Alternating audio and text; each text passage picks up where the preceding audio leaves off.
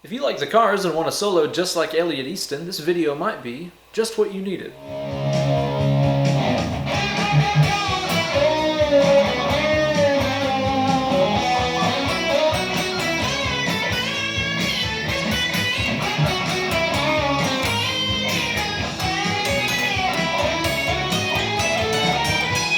It's all night, play all day. Don't let nothing get in your way. Dance all night, keep the beat. Don't you worry about your left feet. Shake it up. Hello friends and welcome to this week's installment of Weekend Wank Shop, here with your good buddy, Uncle Ben. I absolutely love Elliot Easton's solo in the Cars classic tune, Just What I Needed. It's super memorable, it follows the chord changes really well, and it kind of has a little bit of a rockabilly and country sort of flavor in some of the licks. But unfortunately, it's one of those that gets butchered a lot of times by guitar players because they've seen really inaccurate tabs or lessons floating around.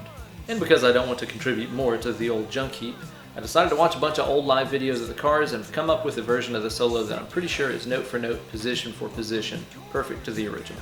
Before we start digging into it, let's hear it again at stepdad speed.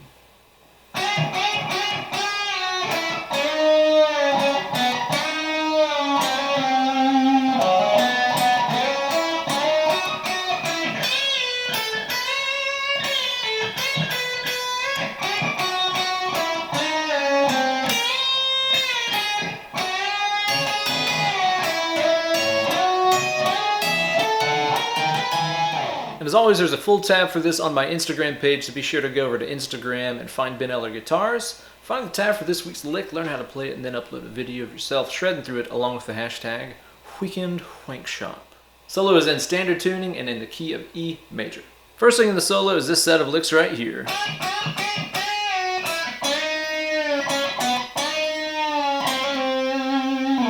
Starting off by playing that 7th fret B string right there, and what I'm going to do is I'm going to give that a whole step bend 4 times in a row.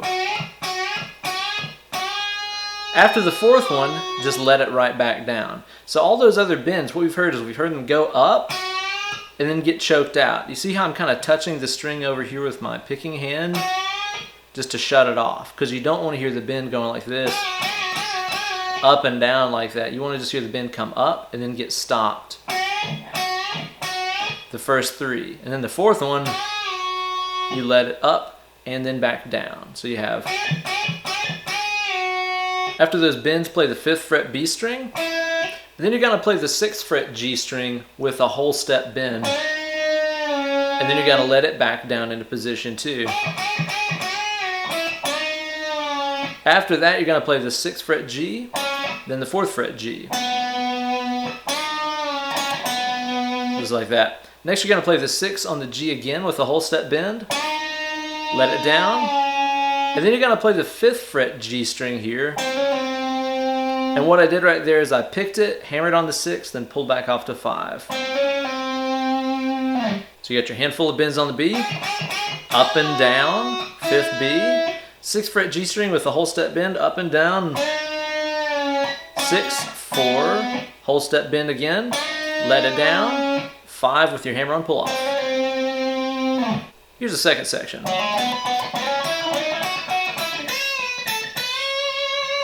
Starting off here on the D string, 4, hammering into 6. G string fret number 4, 2 times. After this, what you're going to do is grab that 4th fret G again, but this time with your 2nd finger. See the little switch I did right there? Because you're going to play the 4 and then slide into 6, and then play the 5th B. So now you got, and the switch. Next, what you're going to do is to play the 6 on the G and slide up to 8, 7th B, 2 times like that. After that, you're going to come down here to the 5th B, 7th high E string with the full step bend, let it back down, play the 5 on the E, 7th fret E string here with a whole step bend. So that whole section will be,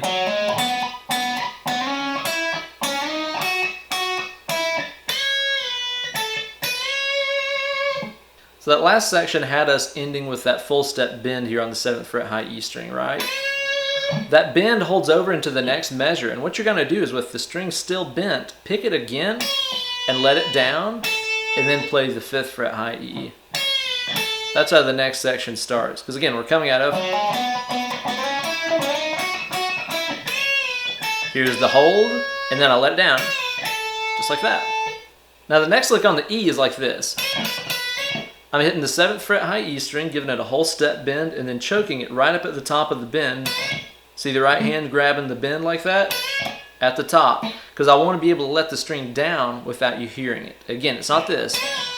With the bend going up and down, you just want to hear the bend go up and then get cut off. That way you can hit just the neutral 7th fret E string 2 times, and then bend it up another step. So it's bend, silent release 2 times, and another bend like that. And again, that last bend also gets cut off with the right hand too. You don't want to hear it come down either. Next lick is on the B. We're going to do the 7th fret B string with a whole step bend and a choke. That way I can hit the 7th fret B string neutral, and then the 5th fret B. So that was, again, it's not that. You don't hear the bend come up and down, just up only. After this, what you're going to do is grab the 6 on the G with a whole step bend, and then play the 5 on the G. After this, grab the 6 on the high E string, give it a whole step bend, let it down, pick it and then let it down, and then grab the 4th E. So again, that last section there, hit the 6th G, whole step bend, let it down, 5, 6 high E with a whole step bend, pick it again and let it down, grab the 4th E. Should sound like that. And I really love these last licks. It sounds so redneck.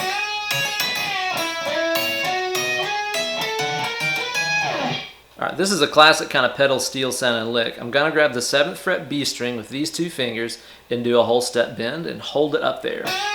As you're holding the bend, you're going to reach out with your little finger here and grab that 9th fret high E string.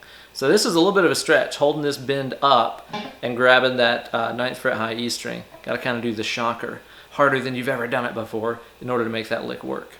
So again, 7th fret B string with a bend, high E9, back to your already held bend, then grab the 7th high E, then hit your bend again and let it down, and then grab the 5.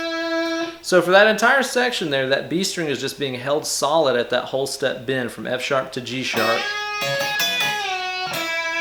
only letting down there at the very end. 9, 7, and then the 5th B string. That is tough. I hope you're using light gauge strings. And then he caps it off with those cool double stops.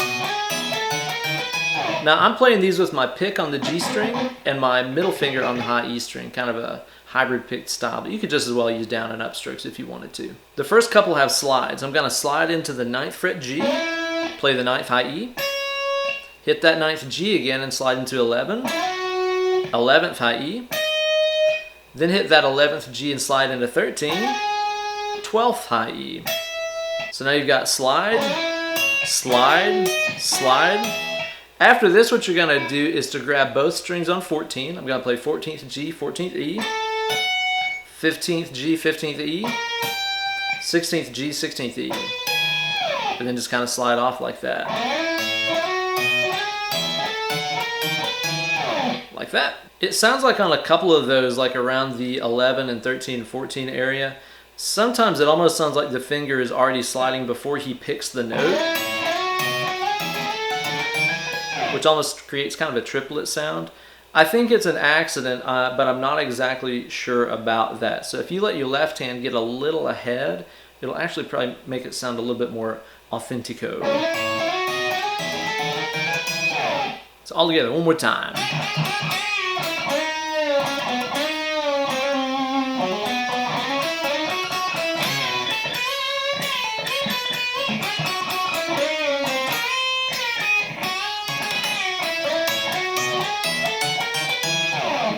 Now for a long time I played this solo all the same notes but in the wrong position. I was playing it here at the 9th, like this.